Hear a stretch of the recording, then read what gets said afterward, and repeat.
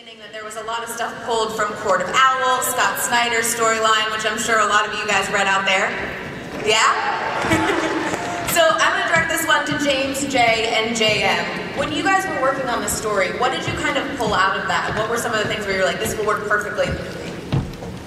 Well, they're just such a great set of villains. I mean, the Court of Owls is like the best villain group that's ever been created for Batman, going back to the League of Assassins. So using them was a no-brainer. We just wanted to use them, but fit them also into a story that would work with what we had set up with Damian.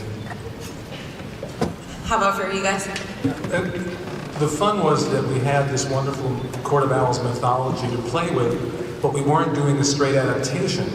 So we could pick and choose. Well, there's a wonderful scene there, there's a wonderful character there, a wonderful element, and use that as the foundation and yet build a whole new story on top of that. And the story, as you see, is primarily really a deeply emotional story about one man who is totally ill-equipped to be a father, and this kid who in his own way is totally ill-equipped to be a son, and how they try so desperately to find each other. So it's real, to me, the Court of Owls is kind of the playground that they play in, but it's really that Batman Damian story that puts it all together. Yeah, it was mostly JM and James who came up with the initial idea. I don't know what... and Alan Burnett. Yeah, Alan, sorry. And Mike Carlin. Yeah, and everybody else in DC. They don't include me in it, but they just say, this is your next movie, and I'm like, cool. I had actually read The Court of Owls during, while I was doing The Dark Knight Returns 1 and 2, and that was when I was like, we have to do this. And so, a couple years later, James is like, guess what we're doing? And I'm like, what is it? Kingdom Come? He's like, no, but we're doing Court of Owls. So I was like, cool. And so, for me, after I got JM's script, I was very excited about it. So when I went through, and just like you said, I grabbed panels that Greg Capullo had done, and I thought, okay, this would be a good sequence. And other things, we kind of cherry pick with our movies and pick and choose what we think is cool, what we like, and what works organically with the storyline. What is it actually like in the room where you guys are tossing out ideas? Is there one person who tosses out ideas? I feel like it's probably you, Jay, from what you just said, where you're like, let's do this, and they're like, no, we're going to stick with what we were talking about. Yeah, that happens. That's how it goes. Jay's a great director because he delivers. I mean, he gives you all those action shots, he gives you the heart, and the thing is, if we did every movie the way Jay would board it, we wouldn't have enough money because the budgets would be like more than Zack Snyder's movies. So, I have to be the bad cop and always say, no, Jay, we can't do that this time, but... And don't forget, it'd be rated R, too. Right, well, that's the other thing, yeah. And then this next question is for Phil. You really already set the groundwork for Batman and Damian films with The Son of Batman. Y'all saw that movie, right? Yeah. You had a lot of new toys in this movie, but what were some of the ones that you really enjoyed getting your hands on? I guess Talon was really fun to design because he's like a fan favorite, and this is the first time he's been adapted for animation. So that's always fun to kind of get to a character first. A lot of times I'm, designing or reimagining characters that have like a really long, history. Like sometimes with DC characters, even 70 years old. So it was fun to get to a relatively new character and get to adapt that for the screen for the first time. Also, just the Court of Owls, they're so creepy and cool looking, and we had to come up with a very simple way of executing their look and coming up with the design for the mask. So we did a lot with shadows, and that's how we describe the forms on that. But yeah, it's really fun when you get to dig into sort of characters that haven't been, sort of seen before. Another aspect that I really loved was that opening bit with Dollmaker and those creepy doll kids. Scary. Yeah, they were really fun. One of them had like a blowtorch arm, and one of them had buzzsaw hands. That's like stuff I drew in like 4th grade. You know what I mean? It's fun to... I don't know if I would want to meet you in 4th grade. Right. Well, that's a very one of them's got a buzzsaw hand. You would just throw everything in the kitchen sink at a character, when you're a kid. So it was kind of fun to go there with those characters. And then for the four of you guys, as you're developing stuff and creating new characters for the screen, are there any Easter eggs or things that you guys throw in that you want to give away to the audience in here tonight? Well, everyone should pay attention to Nightwing's phone. That's all I gotta say. I don't know if any of you caught it, but There you go. I was like, I need to watch it We got again. his fault. There's all of my films. I put like movie references that I love, or like Assault on Arkham. There's a little Die Hard kind of feel through it. I think Back to the Future was on Flashpoint Paradox. This one, geez, I think there's a lot of things that I combined in here. But if you notice, like the combination for the lock that Damian figures out is 1939, which is the year that Batman came out. There's quite a few out there. I can't remember off the top of my head because I'm Also, like 4 movies ahead.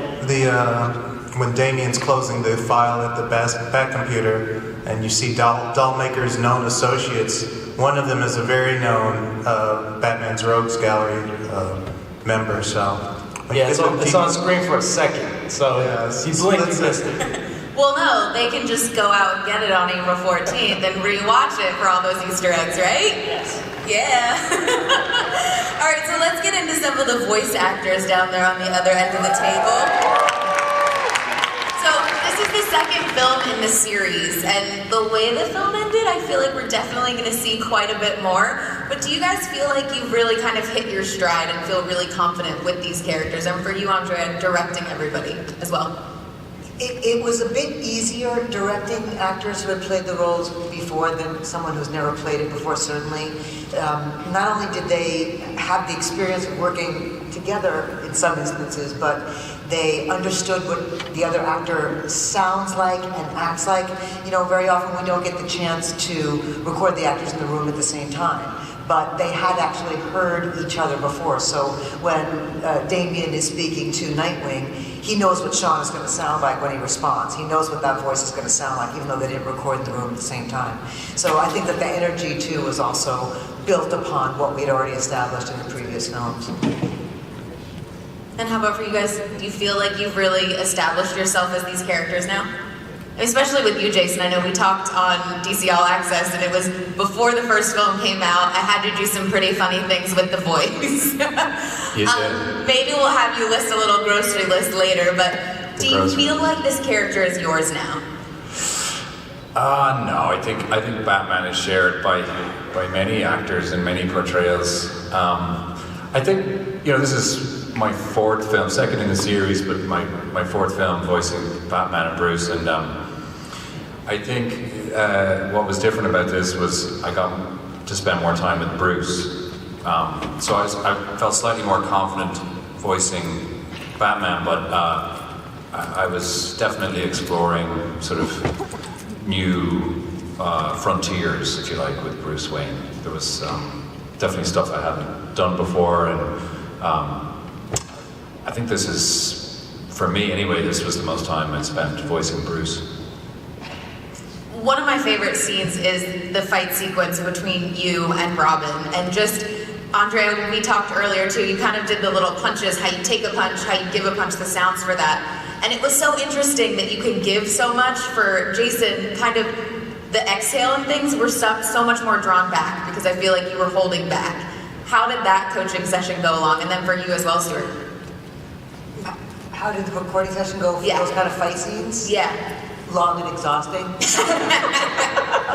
The trick is, because there's so many punches thrown and so many impacts taken, trying to find variety so that it doesn't sound like and I mean nothing negative, but it doesn't sound like a video game where every punch is every impact is You want to get as much variety as you can, and it does get to a point where there's only so many sounds you can make and only so much you can demand of an actor's voice, because it's a little bit trying. I think you guys would agree that, I mean, there were some sessions, I don't remember if you each remember, but I'm sure we did at least 2.5 hours with you, Jason, probably equally as much with you, Stuart. What do you think? Yeah. I don't think you had as much, Sean, because there's that first scene that's so intense where you have so much fight. Well, you have to get all those things shoved through your body, those things that go back, and... But that's what she's so good. I mean, you just did a few grunts here, but we were talking about grunting before and how it's the first time I've ever welcomed a line reading by anybody. You know, I just say, you know, give me a grunt reading. They tell me exactly what it sounds like. Because you're right, it is like, it's not just ooh, like. And she's sort of a genius at it, so I was like, just show me how to do it, and I'll just mimic you. So it's kind of like ooh, you know. Just do it like this. Yeah. What about for you, Stuart? Me? Yeah. Okay, yeah. How do you grunt? Should I just call you Robin instead? Give us one. Yeah, definitely. Andrea was a excellent help with the different fight scenes, helped me get the variety going, and yeah, just making sure that the fight scenes are kept interesting and always keep the audience's attention. And they were definitely a lot of fun to do, although very tiring. And there's definitely a couple of voices in here that you guys probably recognize from other DC properties. Jeremy Sisto is back, and in this one, he's voicing Talon. So how did that kind of come about? Because he'd previously done Batman. Yeah, I liked working with Jeremy so much before, and it wasn't an enormous role as far as, I mean, it was Batman, it's an enormous role, but it wasn't a tremendous amount of lines in the previous project we'd done before. So we've been looking for something to work with Jeremy with, you know, again.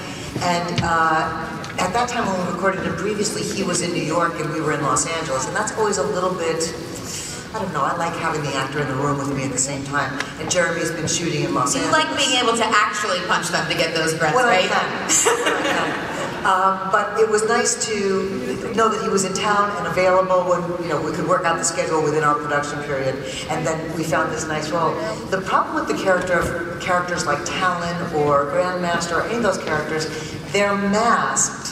And so you have to have voices that are distinctive enough so when you have, say, 2 or 3 masked characters speaking at the same time so that you can tell who's speaking.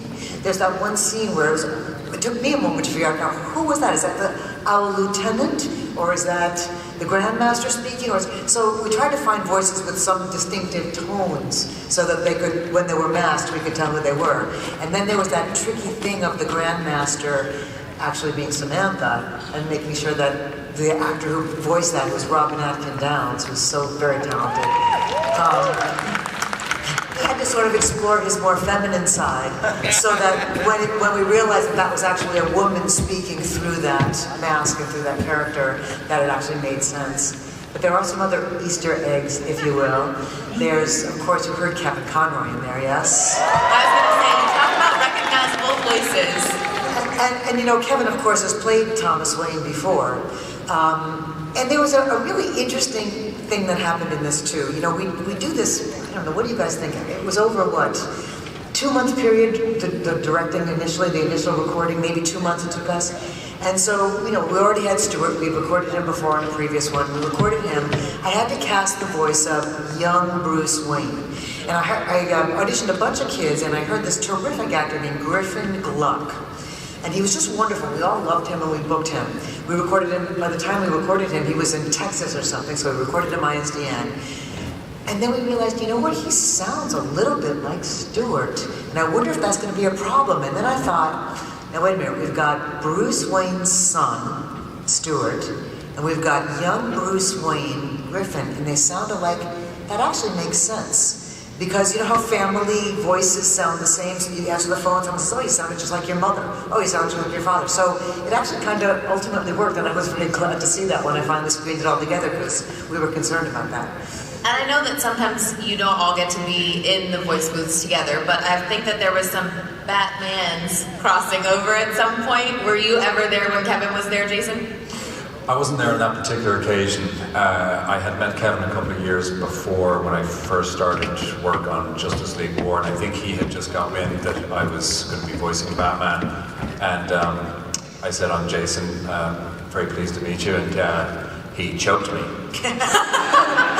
I was like, did you feel like you had to drop your voice and do Batman when you said hello to him? My God, no, I wouldn't dare do Batman in his presence. But he literally just put his hands around my throat and choked me. It was like a scene from the movie we just watched. I mean, I think he was joking. I'm still to this day, I'm not sure. So they just choked you and walked. He was like, peace out, bro. That's all I gotta do. Yeah, but I sort of feel like, well, at least I hope that, because I didn't meet him this time around, but that he did Thomas Wayne in this is sort of a little nod that he's acknowledged that there can be other voices, and we're all part of the same family. As he runs on stage and chokes you again. Yeah, he's got strong hands, just, famous for his voice, but his hands are big. And we haven't talked that much or gotten too much into Nightwing yet, but let's talk about that, because I feel like in this film, you're kind of the middleman between these two and sounding board, and they're kind of telling you where each of them are at. And I'm just gonna put it out there that, like, I feel like maybe there could be a Nightwing standalone coming, because you were incredible. Right, guys? Aw, shucks. The goal was to make one person blush, and I think I did it. Yes! Yeah. I have no idea. What was it like, though, doing some of that stuff? Because, as you've said, I don't know if you guys were in the voice booth together, but there was so much where you really had to play off of the emotions coming from both of them. Yeah, no, I was completely alone. I was completely alone on both movies, but I think, as Andrea was saying before, coming back to it the second time, because I knew these guys and I knew their work and I heard their voices, so this time it was a little easier. And I think we, in Son of Batman, I think a lot of the seeds were planted, this sort of dysfunctional dynamic between Nightwing and Robin, and this camaraderie between Nightwing and Batman. So I loved sort of the trio, and that was a lot easier to come to, and sort of was easier for me to kind of express, the second time around. Well, another favorite moment of mine is when you get knocked down and fall into the chair, and you're just kind of sitting there looking up at Damien. Yeah. It was so much fun. Yeah, fun for you. I mean, you didn't actually get punched by him, so... No. Didn't I look great, though? You did. You looked incredible, as he should. So, Stuart, for you playing this role, I mean, just getting to be in this venue and have everybody here watch the film, you're 16, right? Yes. Okay. So you go to school and you're like, yeah, what's up, guys? I'm Robin. How does that feel? How does that go over? It is definitely an awesome feeling getting to go around and kind of know the feeling, because my teachers and actually all my friends have wanted signed CDs from the movies ever since they heard about it. So that's kind of cool, getting to go around and have a little reputation for myself. I have the nickname Son of Batman. Son of Batman, how you doing? Do you feel just a little bit more badass in real life? I guess being Damien has made me feel a little bit more of a cool guy. Yeah, in real life I'm somewhat of more of a lover than I am a fighter, but but still, it's cool getting to be on the other side. That was your pitch for a prom date this year, right? It'll happen. I don't think you have anything to worry about. We haven't got to talk much either about the creepy factor in this one. The beginning scene with the doll maker, another incredible Easter egg of voice, Weird Al. How did that come about? I know Al for a long time. As a matter of fact, oddly enough, my husband, before I met him, designed Al's first album cover. So it's this very strange sort of thing. But Al, I always like to cast against type, and you wouldn't naturally think of Al for this role, one would think, because I've used him quite often on other things, but always kind of in a more comic role, and I thought, let's do something creepy with Al. And one of the funny things was, I thought his performance was terrific, and I know we technically played with it a little bit, but it was this acting, I think that was the creepiest. Yeah. But whenever we get ready to prepare the end credits, I said, so how would you like your end credit? He said, maybe not Weird Al for this one. Maybe just Al Yankovic. Okay, I understand that. But he did a really nice job, and he did the initial record, and then we always have to go back in and do ADR to picture, because there's physical things that happen that we just can't anticipate. And so all that crying and screaming as he's being pulled back in the earlier scenes was all done to picture, and he hasn't had a lot of experience doing that. He was really quite good at it. And there's that, I don't know if you could hear it so much, but he's got a tiny, it's like an S that's not clear. It's not a lift. it's a slight, and there's something childish about that, and I thought that was so perfect for this character to have that sort of childish, and especially when he's crying, no, I love these kids, and it's got that, I thought it was great. He was perfectly terrifying, that is for sure. I was already scared of dolls, and now it's even worse. So. And then for you guys over here, just the themes throughout this one, I really felt like there was a lot of mentorship, and then there were a lot more twists in this one. Was that something that you guys set out to do from the very beginning? Oh yeah, I mean, that's the whole point. I mean, we always try to do that. So with this one, I think with the Batman stuff, and particularly now that we have Damian, the whole father-son dynamic brings so much more to the table than what usually goes with Batman. I mean, there's a lot that goes with Batman, but I think all of us are used to it because it's just, we know what a good Batman story is.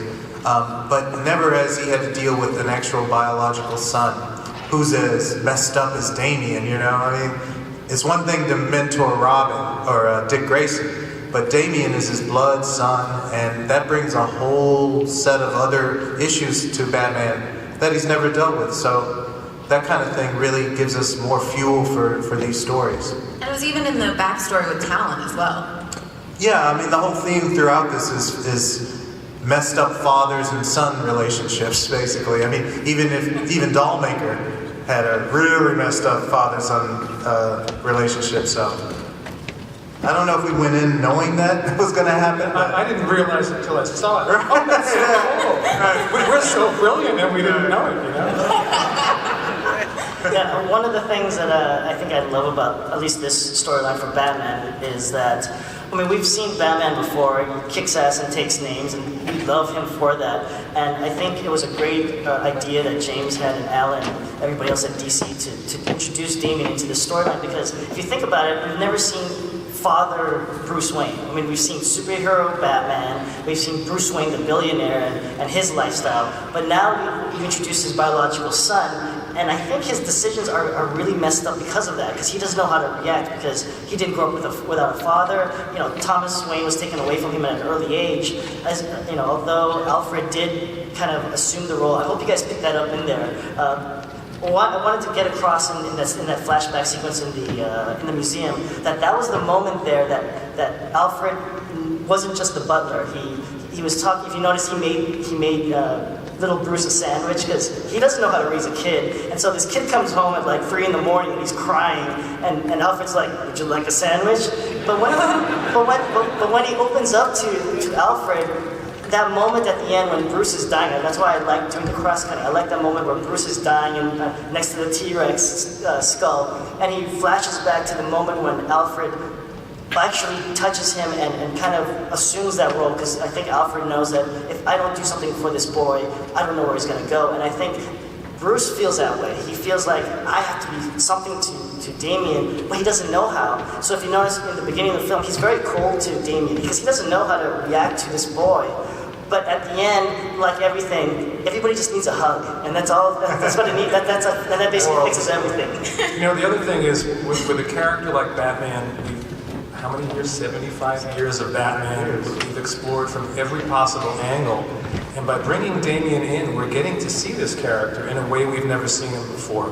We're shining a light on a part of his psyche and his soul that's never been touched before, and that to find something new in a character like Batman is a phenomenal thing. Who do we have first? There's a mic. Oh, It's Batman. I love that costume. Wow. Impressive. What's your name? I know it's Bruce Bat. Which one do you want to go by tonight? I'm Batman. I was the same Batman from last year, the first one. Oh. Anyways, this year it seemed like the voice actors were much more livelier, better. I want to know from Andrea Romano and the voice actors, what did you learn from last year? What did you do different? Well, there's part of it's just plain experience. The more you do it, the better you get at it. You thought they were more active, did you say? The piece itself demands more. There's so much physical action in this. I don't even know how many fight scenes. There were some fight scenes that we had to do that actually had when Jay would be there, we'd have to run it frame by frame to see Jay explain as it went through. Okay, well, actually Damien's jumping up and he's doing a double kick and then hitting the ground and then throwing a batarang and then kicking again twice and then flipping and coming back, and that happens in a second. My God. It was really unbelievable. And so that simply, energy-wise, action-wise, makes these guys do so much more. I think it helps if you beat up the voice actors as much as possible. That usually helps. I think also though that in Son of Batman there was a lot of setup of the Bruce and Damien story, and here we had a lot of that payoff. You know, we could really get into the emotion of their relationship and all of the father-son relationships in the film. Obviously, there's more than one; there are multiple. And I know I can only speak for myself, but I really enjoyed exploring that as an actor. And obviously, scenes like the one where he gets drugged by the Court of Owls and sort of goes into this mind warp is just where the meat is, you know, for an actor. So I just enjoy playing. Yeah, I definitely have to agree with Andrea. It definitely comes from experience as a first off, because you really get to fit into the character's shoes better, first off. And also, you know, she said, you know, it demands definitely a lot more energy in the different shots. I read you guys and every day. I guess also because this concept is a bit maybe deeper, I would say, because it relates to like the father-son relationships. Like Damien, he's basically reached that stage in his life where he's wondering like who he is, what he wants to do with his life. So obviously there's conflicts with that, and that's kind of like what you see somewhat in everyday life. So it's a lot more relatable, I guess, and that really helps you bring out the energy. Good answer, Stuart. Thank you. And I forgot to mention, you asked a great question to begin with, but we are giving prizes for the best questions tonight, so make sure you give some really good questions for these guys. Are you okay? You good? I love that these two are costumed already. What is your name and what is your question? Testing. Hello. Come on, man. This question, all take care. What's your name? Dick Grayson. I'm just kidding. This question goes up to the wonderful people up in the panel, especially towards Jason, Stuart, and Sean. From which characters between Batman, Robin, and Nightwing would have been an exceptional member to the Court of Owls? Period. Dun dun dun. Dun dun. Put my mask on. Please don't put the mask on. You know, I thought I saw a few comfortable with that mask. I thought I saw a few out there, and I thought, am I tripping right now, or is this the Court of Owls, like right now? Are we on trial? Everyone in the audience puts a mask on at the same time. Oh my God, no. I don't know what's creepier, the dolls or the Court of Owls masks. It's a talent thing. You want to answer that, John? I mean, all three of us. I think Nightwing would make it better, because he's got that kind of rogue, renegade kind of a thing. I don't think Batman would get caught up in any kind of society, but I don't know, maybe Nightwing. Maybe Damien of the future, the dark Damien that could be the Damien of Christmas future.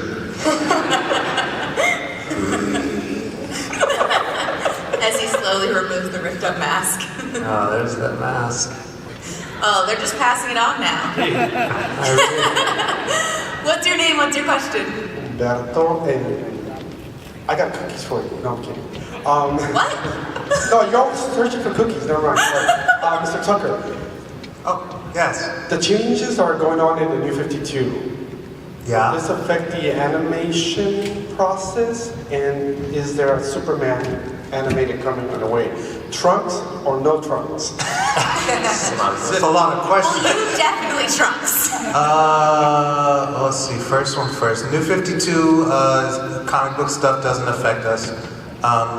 We haven't really been doing strict adaptations anyway, except for War and Atlantis, and those weren't that strict, so no, we're going to go on our own path. We'll still keep our design sensibility with Phil, of course, but we were already veering into our own continuity away from that anyway, so that's not going to affect us. And if whatever the new thing is they're doing, we may, you know, we take inspiration from everything. So, and what was your other thing? Oh, I'm sure there will be a Superman down the line. Still wants to know about the Trunks. I'll say both. How's that? How you doing? What's your name? What's your question? Hi, my name's Adon. My question is to the entire panel. Out of all the characters that have held the mantle of Robin, which Robin is your favorite and why? Oh, no comment. Good question. Burt Ward. Burt Ward. I like Carrie Kelly because she was in Dark Knight Returns, and I did that. I'll go with the Burt Ward just because that was the Robin of my childhood. I guess. Not Say necessarily. Young Justice Robin. Young Justice Robin. Well, my favorite Robin was always Dick Grayson because he's the first, and he's, Damian is awesome. He's the sexiest. And I think that he's a legitimate heir to the Robin sort of title. But with Dick, you have a guy who brings a little bit of color and levity to the bleak and grim world of Batman. So I've always just liked him the best. Plus, he grows up to become Nightwing, which is one of the raddest characters in DC. Period. What he said. Exactly. Dick Grayson because he becomes Nightwing. My favorite. What am I supposed to say? Damien. I was not expecting that. Thank you. I guess maybe I have to choose between two because first off I'm biased because the Damien thing, that's the first of all. But also I guess I would pick Dick Grayson because after all he was the first Robin and he started it all and also because he becomes Nightwing, what you guys said. Oh, thank you. No problem. Blood is thicker than water, and I'm sitting next to him, so. Good answer. All right, our next question. I saw you bopping over there. You're super excited, so I hope you have a really good question. Okay, I'm Maya, and I'm really excited because I was here last year, and the DVD release comes out on my birthday. Oh. Happy early birthday! Which is April 14th. That's when the DVD comes out, guys. Nice plug. I'm going to say, last year I really liked the movie, and this year it was even better. And there were a lot of really, really good moments. What's your favorite out of all of them? Wow. When Damian hugs Batman, that's my favorite. I forgot about it until today, and it's oh wow, that's really nice. Jay's gonna take mine. What? You're gonna get mine first, for sure. Oh, maybe. No, mine is actually the Nightwing Damien fight early because I saw when I watched Son of Batman, I was thinking to myself, you really need to show them fighting. And so when I read JM's script and they actually got a babysitter, I just thought, time to do some fan service, do some Damien versus Nightwing, and just go all out. So that's one of my favorite sequences. The scene you mentioned before with Alfred and Little Bruce, it's one of the quietest scenes in the movie, but that's the scene that really, really jumped out at me. I loved writing it, and I loved the way it was realized on the screen. There was another moment, though, and I saw it again tonight, really early with the doll maker sequence when that kid comes out of the cage. This wasn't in the script, this is just you did this. And the way that Batman kind of hesitated and reacted before he hugged that kid, it was beautiful. It was a great moment. Shotgun Alfred? What's up? Right? My God. Brutal! Definitely. I like the trippy scene. I thought that was so wonderfully animated that when everything starts vibrating, it just looks so... It just is so bizarre and wonderful. I don't think we've ever done anything like that before in any of the videos that we've done. It was quite remarkable, I thought. I was going to say Alfred and the shotgun. Thanks, Phil. Yeah. How about when he kept firing the shotgun? All right. I guess mine would be, a choice between two. First off, the Nightwing and Damian scene. I just really like the fighting scene. It's just really cool. And also, when Talon, this was like more of a curious scene for me. Like when Talon kills himself using Damian, it's like this weird way where like basically, he thought what he was doing was right all his life, and after just seeing what he's done, I guess he just couldn't live with himself, but he just didn't want to admit to himself that he committed suicide. So, yeah, he used Damian in his place somewhat. Yeah, it's I just like it. It seemed really curious to me. I thought it was going to be get the hell out of my cave. That's mine! But I was so distracted with, right before that, I kind of said sons of bitches, and the bitches kind of came out a bit Irish. I don't know if you noticed. Wait, can you just do it right now? Yes, sons of bitches. It was a bit like Batman had a couple in the pub beforehand. Sometimes you get punched that many times. Get the hell off of me, King! Get off my lawn! Alright, and we'll take one last question. Sorry, guys. That's sad. Make it good. Better be good. First off,